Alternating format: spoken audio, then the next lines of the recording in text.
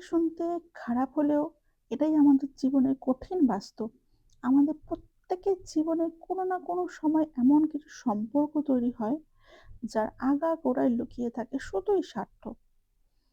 যতদিন তুমি তাদের স্বার্থ চরিতার্থ করতে পারবে, ঠিক ততদিন সেই সম্পর্ক তোমার দাম থাকবে। ঠিক ততদিন সেই সম্পর্ক টিকবে। আর যেদিন স্বার্থ ফুরিয়ে যাবে, ঠিক সেদিন না থাকবে সে সম্পর্ক, না থাকবে তোমার প্রয়োজন।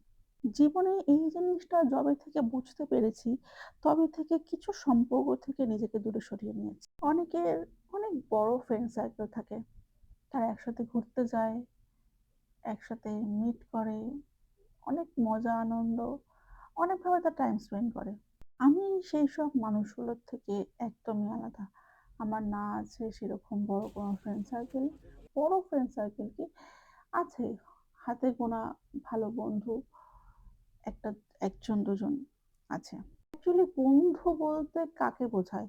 যে সবসময় তোমার পাশে থাকে। তোমার খারাপেও তোমার পাশে থাকে, তোমার ভালোতেও পাশে থাকে। ভালোতে তোমার ভালো সময় তোমার পাশে থাকুক কি না থাকুক, তোমার খারাপ সময় যে তোমার পাশে থাকে, তোমার মনে দুঃখ হচ্ছে সে তখন তোমার পাশে আছে।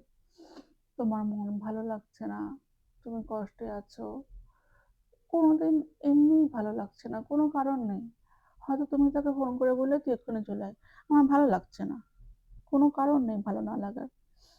সে তার সব কাজ ফেলে তোমার কাছে চলে আসবে। আমার মতে বন্ধু সেই। আর আমার জীবনের সেই মানুষটা আমার বোন। যে হাজার ঝগড়ার পরেও আমার একটা ফোনেও চলে আসে।